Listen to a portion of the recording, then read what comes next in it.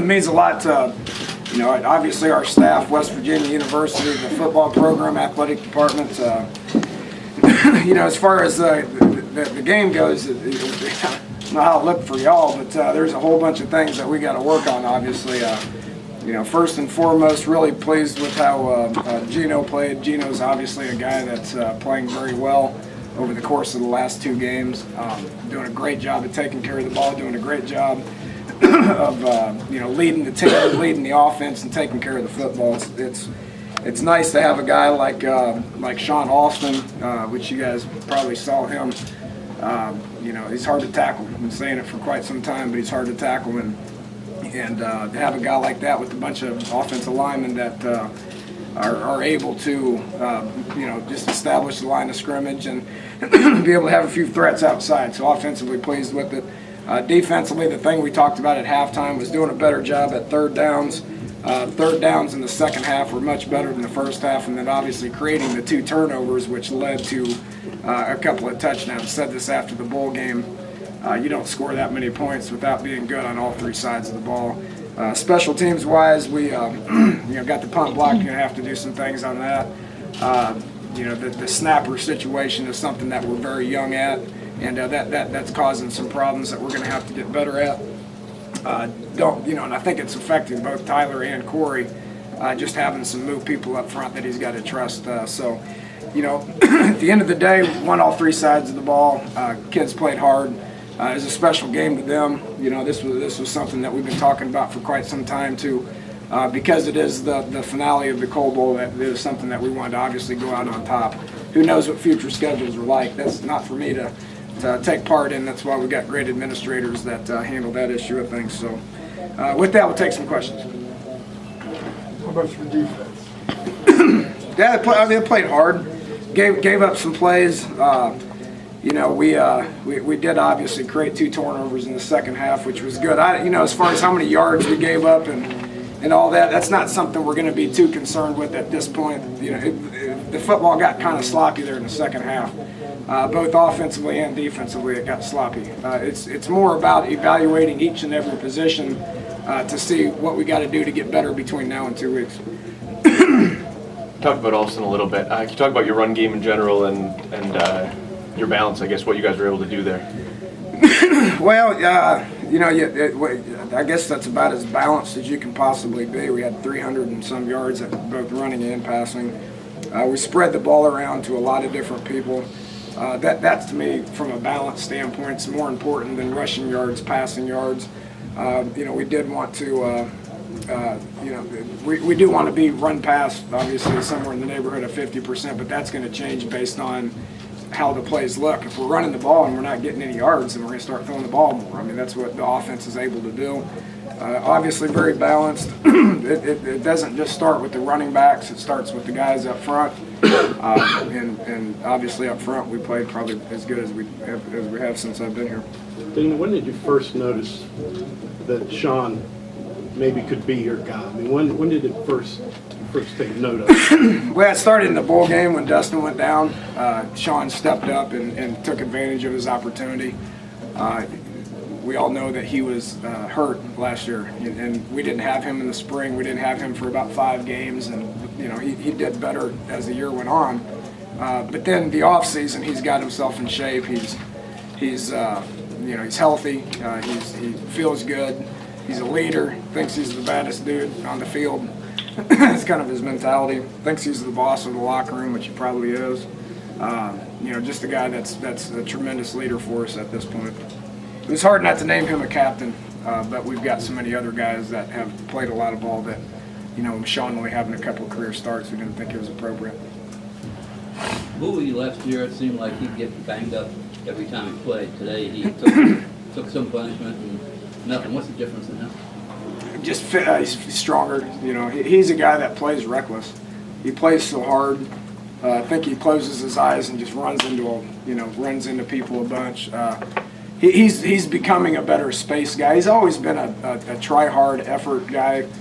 Because he tries so hard, he puts his body at risk at times. But especially when you come in at 170 pounds or whatever it was, him and Dustin were two totally different backs last year. But Bowie's a guy that has been playing really well.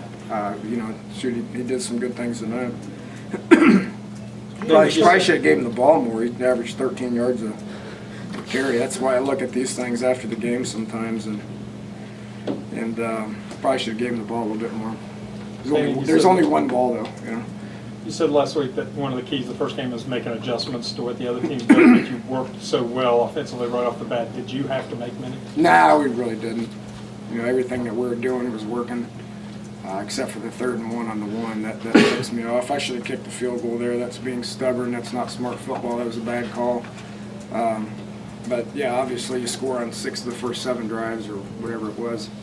Didn't need to make too many adjustments. Gino's touchdown run, he busted play? Yeah, that was Bowie. He probably would have had another touchdown. He went the wrong way. It was bad football. But Gino did a good job at ball security and knowing where the guys were blocking. So he just, you know, he can draw that up, and that's a designed quarterback run that we put in that you can tell everybody about. I told you we're working around the quarterback, right? Then it was a sneak on the goal line. Was that Terrible call. That was the 4th down call. It was me being stupid and stubborn, and we 3rd and 1, we tempoed them because they subbed. So we tempoed them, we caught them.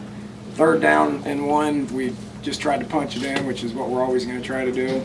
We lost a yard, and I got mad and became stubborn and took 3 points away from the team, which was not very smart. Looking at the final score, it's kind of hard not to draw some comparisons to the Orange Bowl. How does this game compare to that, and do you see any similarities out there?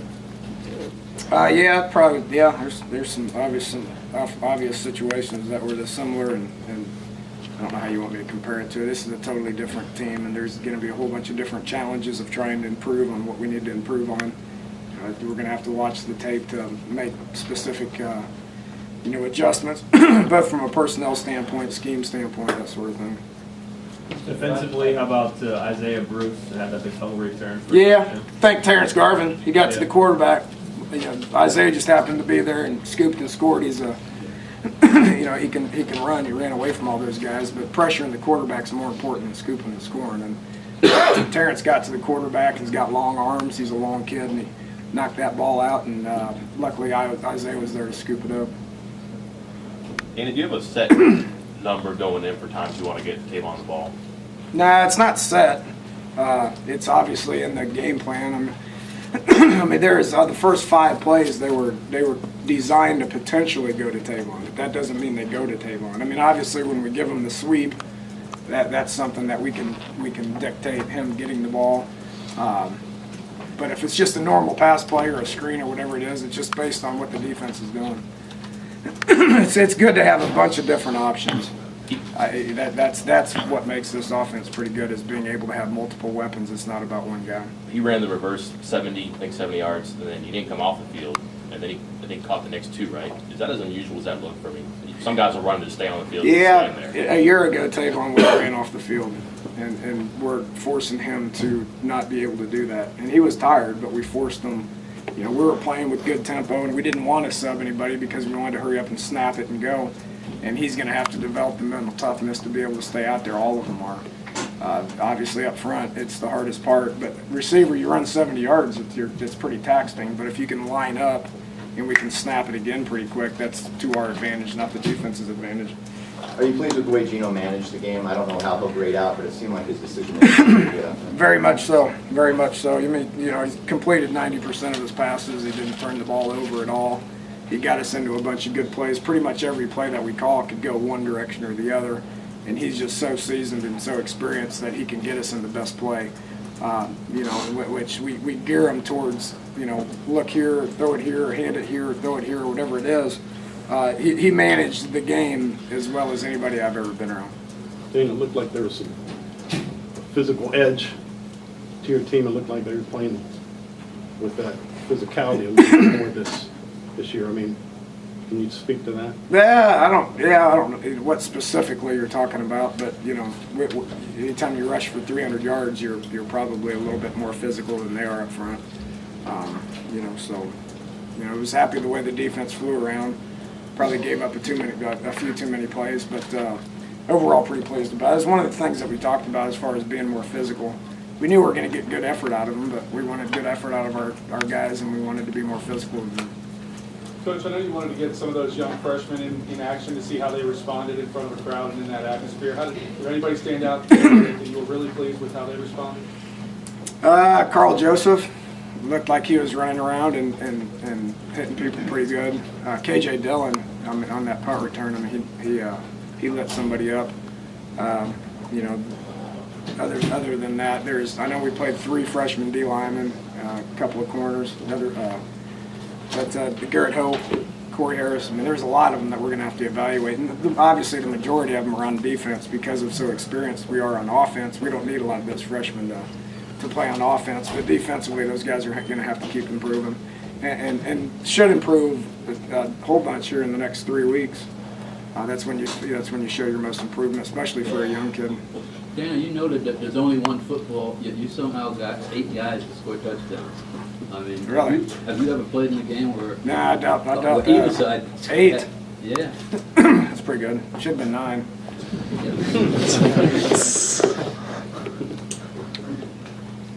So Christian Brown came off the end. Did you hear anything about him? We'll talk about it tomorrow. I think he's probably fine. Yeah, there's nothing was serious. I know that.